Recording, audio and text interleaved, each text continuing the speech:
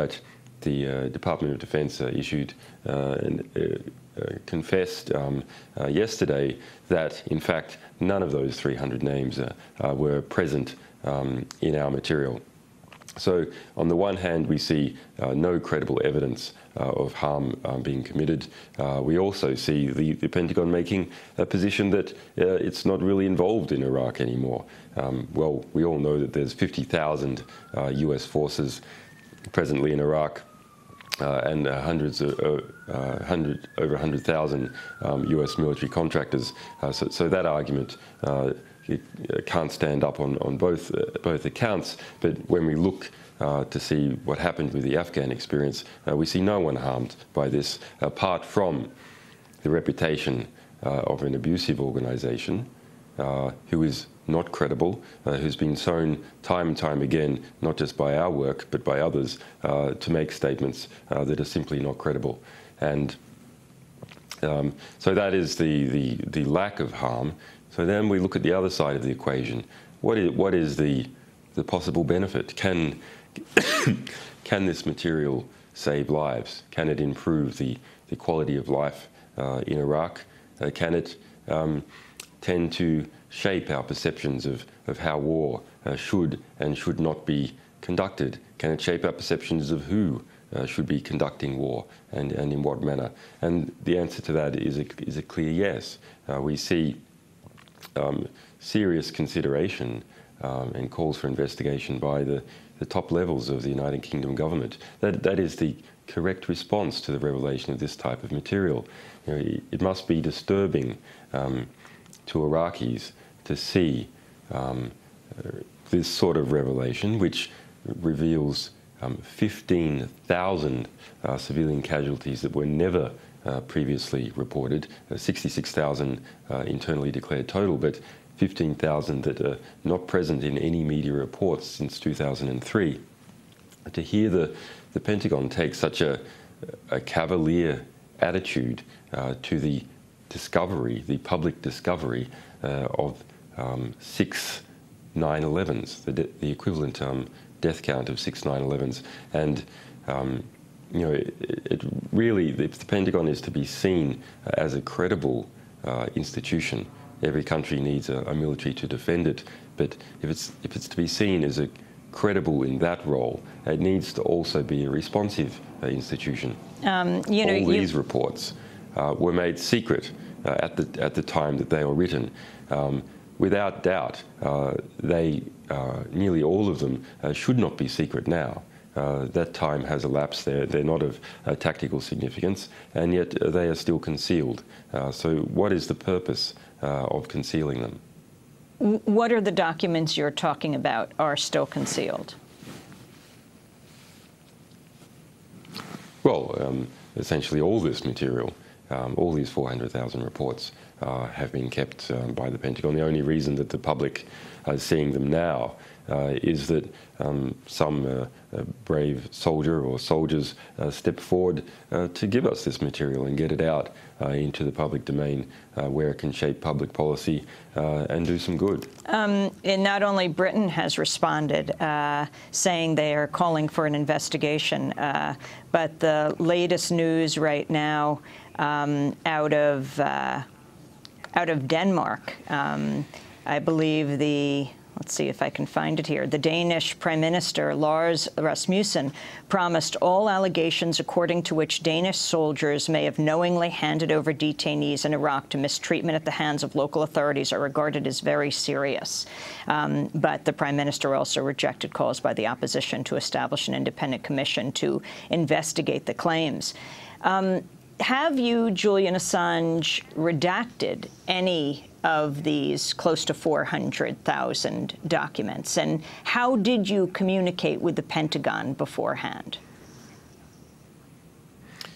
Yeah, so we look at the claims made by the Pentagon last week that they saw 300 names in this material. Well, that was their material, and they admit early this week that in what we released, there are none of those 300 names, none whatsoever.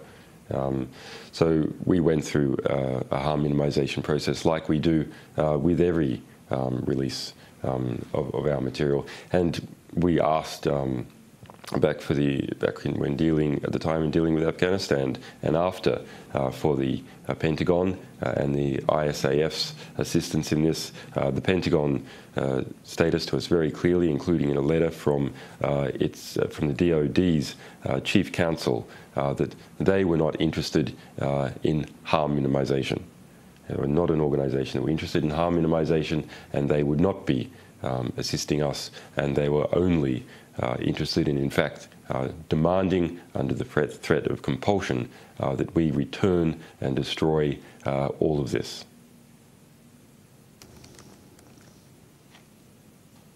Can you explain Frago 242 and 039 and how U.S. leadership might be implicated in torture? Well, Frago 242 is a classified order that we managed to discover after reviewing this material. It wasn't included in the material itself, but we managed to explore it and get it from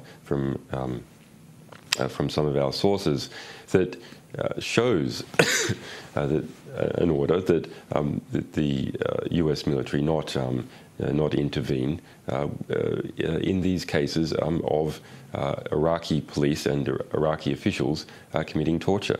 We can also see cases where people have been deliberately handed over to some of the most abusive groups, most abusive police groups in Iraq, in what looks to be an intentional sort of torture laundering, a sort of internal torture rendition in Iraq. Now, there's an extraordinary piece of footage which we included in the Channel 4 documentary that was released yesterday on this subject of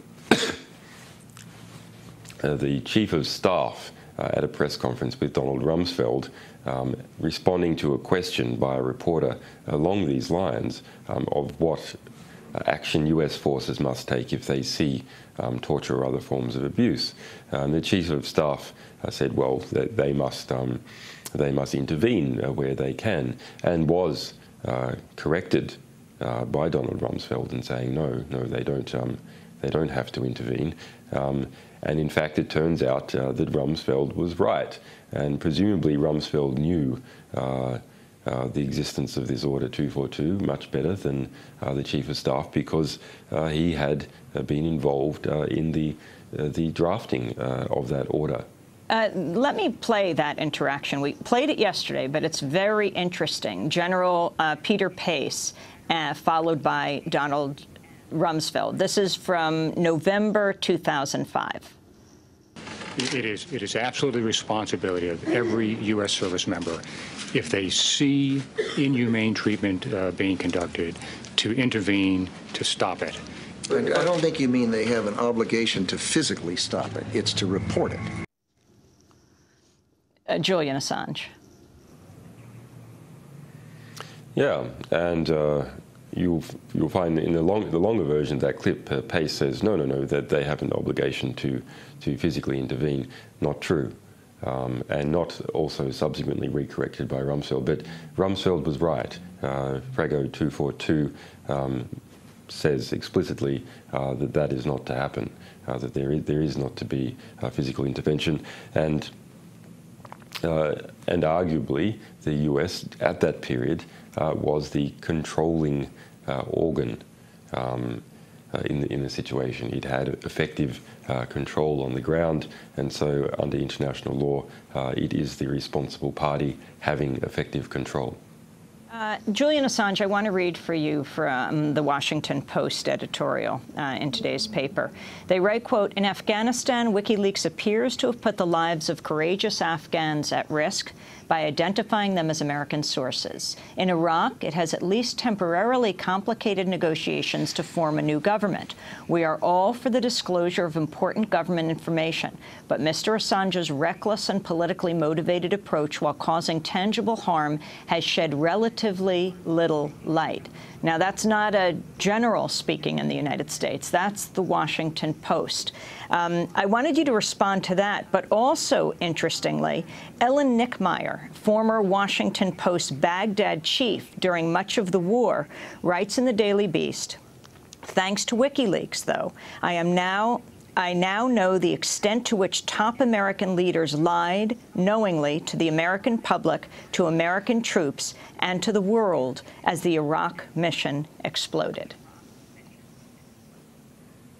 Julian. Yeah, well, those statements in the Washington Post of tangible harm are simply false. And that's not me making that allegation. It's not our people making that allegation. We just need to look at what the statements of the Department of Defense have been last week and this week, that there is no Afghan civilian or anyone else that they can determine who has been harmed by our release of the Afghan material. The statement by NATO in Kabul last week, that there was not even anyone that they could see that needed protecting or moving as a result of the release of that material. The Australian government has just completed a review. The Australian Defence Department completed a review of that material. The Afghan release and published a press release this morning saying that they could find no harm to individuals as a result of that material. So the Washington Post editorial is simply untrue. So there's a question as to why a newspaper like that feels that they need to make untrue statements. What are they catering for? Well, the Washington Post editorial also takes a different stance on the reports of deaths of civilians in Iraq. It reads, quote, "The report confirms that the vast majority of Iraqi civilian deaths were caused by other Iraqis, not by coalition forces. Claims such as those published by the British journal The Lancet that American forces slaughtered hundreds of thousands are the real attack on truth." Julian Assange. Well, I mean, the real attack on truth is tabloid journalism in the United States, and I would have to say, the situation is worse than tabloid journalism. Craven behaviour by a number of mainstream media organisations. So let's dissect that statement. The Lancet study did not say, in fact, who had caused these excess deaths. That was an epidemiological study where deaths could have been caused by many different types of violence, disease, and so on. Those were, if you like, the missing people in the Iraqi population. Similarly, our material, which is told from the US perspective, probably only covers about 50% of US military operations. It doesn't include British operations, doesn't include CIA, doesn't include special forces, doesn't include top secret operations. But nonetheless, it sometimes touches on those when there is a combined operation. It lists internally declared 66,000 civilian casualties between 2004 and the end of 2009, with 2 missing months. And yes, the majority of those are listed as those who have been killed by sectarian violence. But it is the Iraq War and the mismanagement of the Iraq War that caused that sectarian violence. So, organizations such as Iraq Body Count, which has the sort of most detailed and rigorous individual counting as opposed to statistical surveys of death, individual cases that are recorded, it